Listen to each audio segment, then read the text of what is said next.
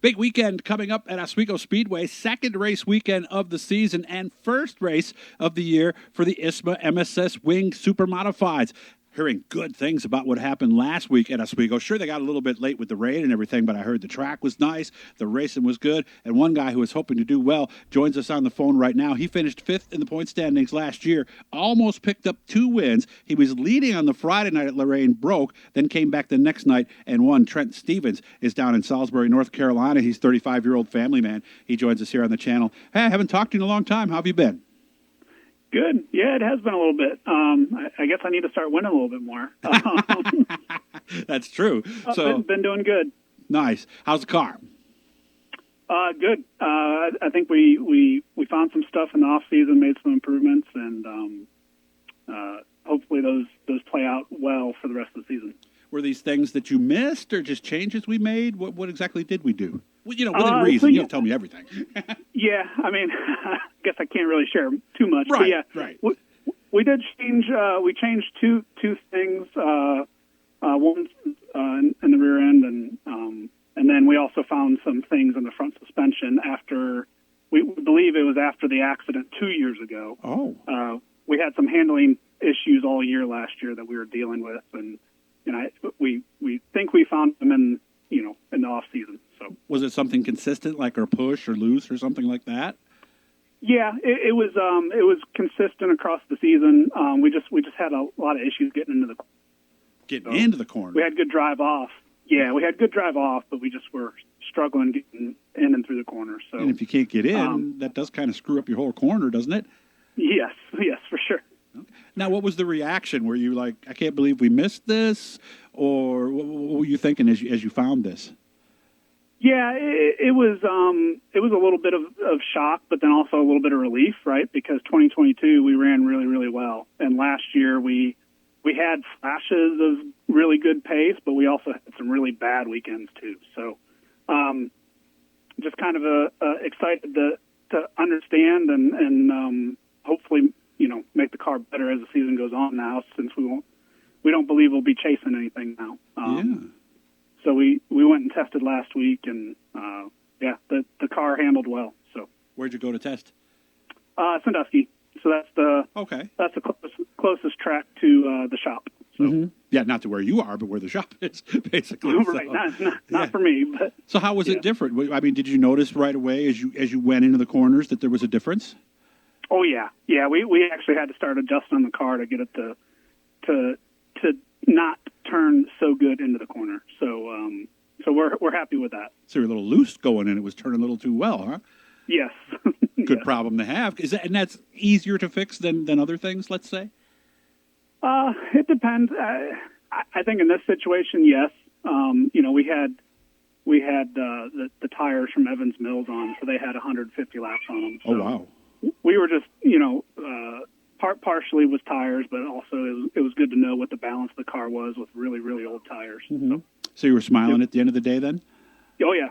Yep. Nice. That's good when you can find something like that. And amazing. Imagine that, guys. You've had a car, you're racing for a whole season, you have a feeling. I mean, did you know or have a feeling that there was something that you missed or something that might have been wrong? Yeah. So reviewing all the data that we take throughout the season, we were noticing some trends in the car that we just couldn't answer. And so that's why we tore into the car in the off season, right? We went deeper than we normally do, and we tested it in some different ways than we normally test it. So, so we found some inconsistencies across the suspension, so that was good. So where do you start then, as you're sitting there looking at it in October, and like you said, you had a feeling something was going on? Where do we even start? You just start checking all your notes, right? So if we were really good in 22, we start looking at those notes and trying to find out what the differences were. Mm-hmm. And then really you try to diagnose it. So it's a lot of troubleshooting, I guess, in a sense. Thinking back on what had changed, and at the end of 2022, when I crashed at Oswego, we had to rebuild the whole car. Okay. So there was, we had some questions on whether, did everything get put back together exactly the same? So we started there, and it led down some paths and found some things. So that's good news. So basically, I would think, and tell me if I'm wrong, start with the bolt-on stuff and just take everything off, and then look at the welds, look at the frame, pretty much about like that? Yeah. Oh, yeah. Yep. Was there one thing that jumped out, or was it a couple of things? And if I'm getting too specific, let me know. I love to hear these stories about how you can actually do this and make the car better. Yeah, no, there was, it's kind of crazy. There was two things, and each thing was probably about a 16th to an eighth of an inch off. That's it. And in the grand scheme of things, it made a big difference. So, nice. Yeah.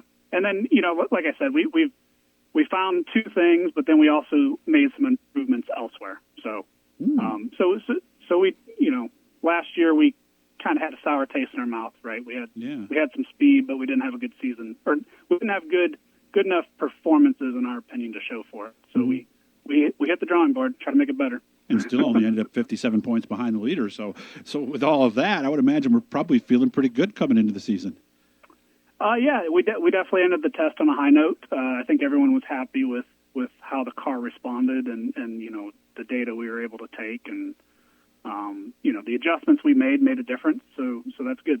So heading in the right direction. Tell me about Oswego. How do we normally do there at Oswego? Good. So we've been actually typically run pretty well there. And last year we had the backup car the first race, and then we had the primary car the second race, and we almost won the second race. So hopefully we can be up in the top, top 3, top 5. That's definitely the goal. Obviously, winning would be the ultimate goal, but I think starting the season off on the right foot would be good. A lot of times, I heard this a lot last weekend. I was at the practice on Friday before the race on Saturday. A lot of people tell me Oswego race is different in that the first couple races than it does later in the summer. Does it? Oh, for sure. Yeah. Yep. So there's definitely some differences how the track runs. In the middle of the summer, the track gets real hot, so it kind of it makes it tougher to race on. Gotcha. As far as racing side by side and stuff like that. I typically feel like when the track gets hot and greasy, the potential passing gets harder. I would almost think with the wing and stuff, it might get a little easier. I mean, because obviously that does make up for some of that, doesn't it? It does. Yeah, the wing gives you, and it does give you more grip, but then it increases your dirty air. So kind of got to fight both. Oh, that's true. So you have to constantly be aware of where that person is in front of you, how close you are, and whether you're getting a little bit of a wake from them or not much at all, right? Right. Yep. And then with, there's, I wouldn't say a ton of different wing styles, but everyone's got their own wing. They do. And each wing responds differently. So you just kind of got to pay attention to who you're racing with. About a minute and a half left in this one. And speaking of wings, 2-tier, 3-tier, is there much of a difference? And can you notice when you're behind somebody? I mean, does that affect you differently too? Yeah, there's definitely differences. I've run both 2 and 3. I don't know if there's a huge difference feeling-wise in the car, but it does seem like the 3 elements give you a little bit more downforce. But, of course, that comes with a price, doesn't it? And that costs you a little speed.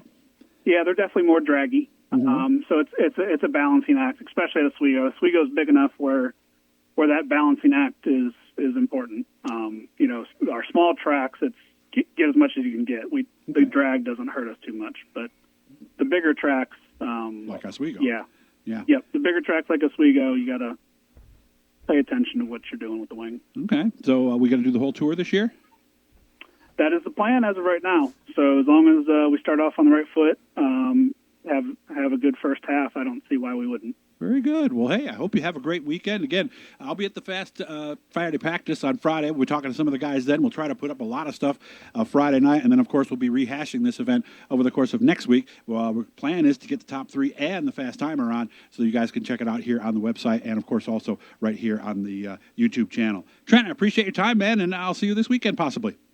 Awesome. Thank you. Make sure to subscribe, guys. Turn on the notifications. And it is go time for ISMA and MSS as they'll get the season started this Saturday at Oswego Speedway.